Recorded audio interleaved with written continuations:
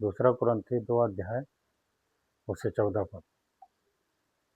परंतु परमेश्वर का धन्यवाद हो जो मसीह में सदा हमको जय के उत्सव में लिए फिरता है। है ना, लिखा है, परंतु परमेश्वर का धन्यवाद हो सदा जो हमें मसीह, है ना, मसीह में जय के उत्सव में लिए फिरता है।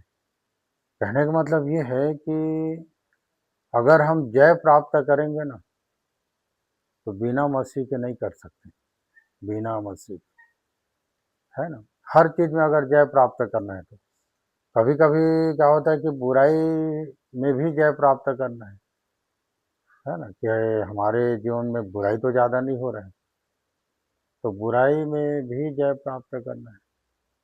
तो कब होगा? जब मसीह साथ में रहेगा तो सदा हमें वो जय के उत्सव में लिए फिरता है ना। कहीं भी जाओगे ना तो जय को ही प्राप्त करोगे। कभी कभी बोलते हैं नहीं कि मैं यहाँ गया तो ये मेरा काम नहीं बना, बिगड़ गया, मैं यहाँ गया तो रुकावट हो गया। कभी कभी बोलता है कि बहुत दौड़ धूप कर रहा हूँ पर मेरा काम हो ही नहीं रहा है।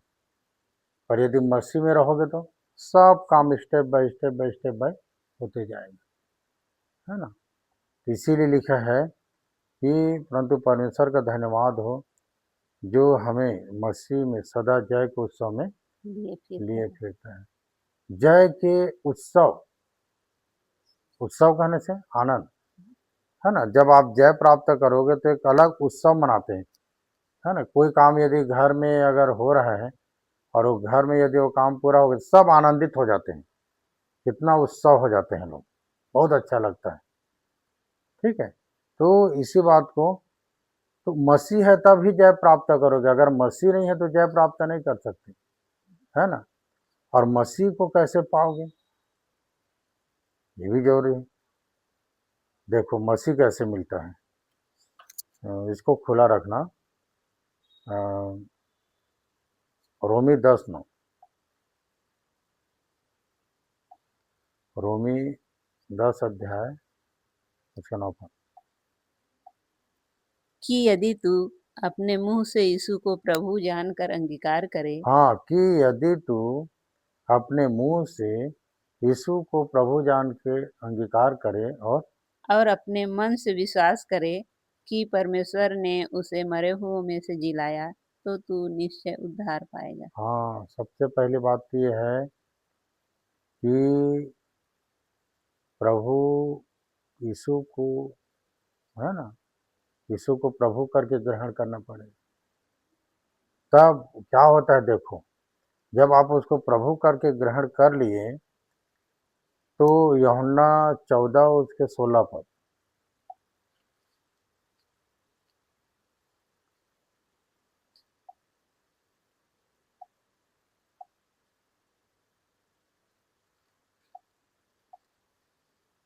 और मैं पिता से विनती करूंगा और वह तुम्हें एक और सहायक देगा, हाँ, जो सर्वदा तुम्हारे साथ रहे। रहेगा। तो कहने का मतलब ये है कि यीशु को प्रभु करके ग्रहण कर लिए तो प्रभु कहाँ है? स्वर्ग में, तो परमेश्वर के दाहिने बैठा है। ठीक है, और जब उसको प्रभु करके ग्रहण कर लिए तो परमेश्वर के दाहिने बैठा है और वो हमारे लिए विनती करता है ना, कि वो, है ना, परंतु प्रभु हमारे लिए विनती करता है कि हमें एक और सहायक दे और वो सर्वदा हमारे साथ रहता है। तो स्वर्ग में परमेश्वर के दाहिने बैठकर परमेश्वर से हमारे लिए विनती करता है कि पिता सहायक दो, क्योंकि तभी जब वो विनती करता है जब हम उसको ग्रहण करते हैं, और ग्रहण करते हैं तो फिर वो क्या होता है, वो हमारे लिए विनती करता है तो वो आत्मा मिलता है। वो आत्मा ही मसीह है, वो आत्मा ही क्या है? मसीह है। ठीक है, तो इसीलिए यदि तू यीशु को प्रभु करके ग्रहण करे, है ना, तो ये ग्रहण करना, यीशु मसीह को प्रभु करके ग्रहण करना, तो तू निश्चय उद्धार पाएगा, लिखा है। फिर वहीं आ जाओ, दूसरा कुरिन्थी 2 उसके 14 पर।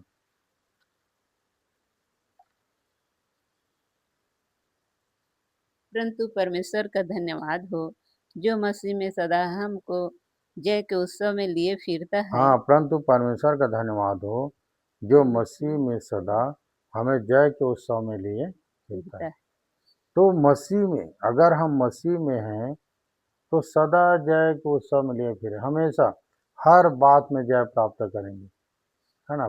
पढ़ने वाले बच्चे पढ़ाई क्षेत्र में जय करेंगे, काम करने वाले अपने कार्य क्षेत्र में जय करेंगे, है ना।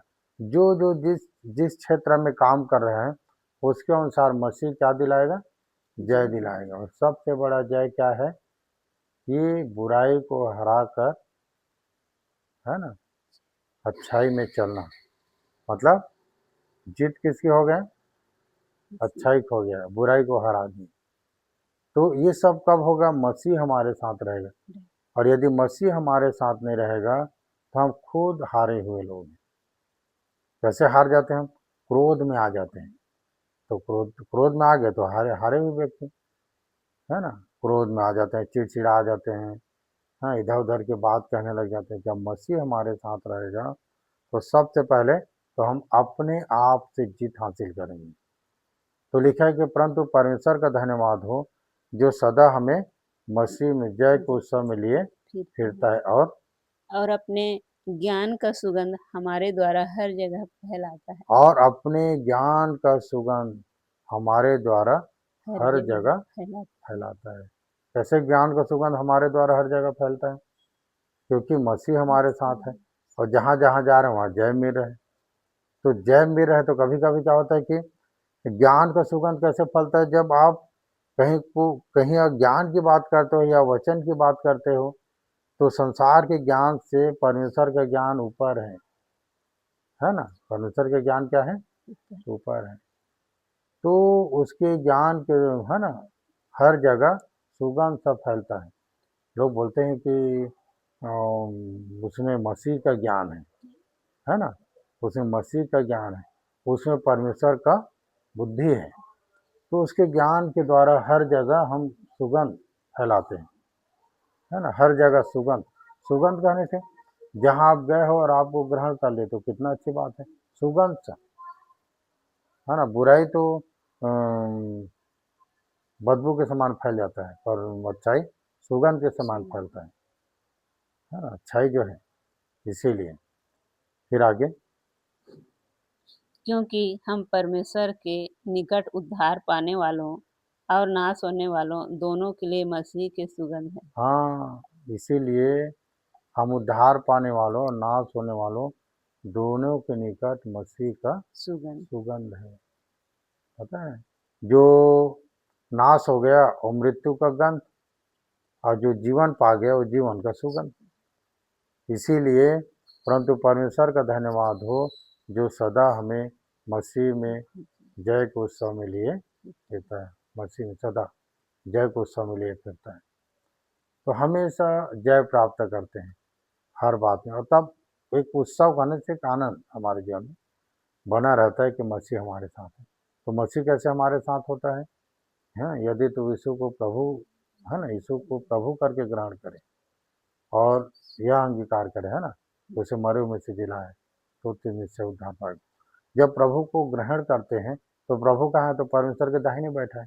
और वो प्रभु जो है हमारे लिए विनती करता है कि एक सहायक दे, और वो सहायक सर्वदा हमारे संग रहता है, और वो सहायक ही मसीह, और मसीह हमको सदा जय के उत्सव में लिए करता है। ठीक है, दुआ करें।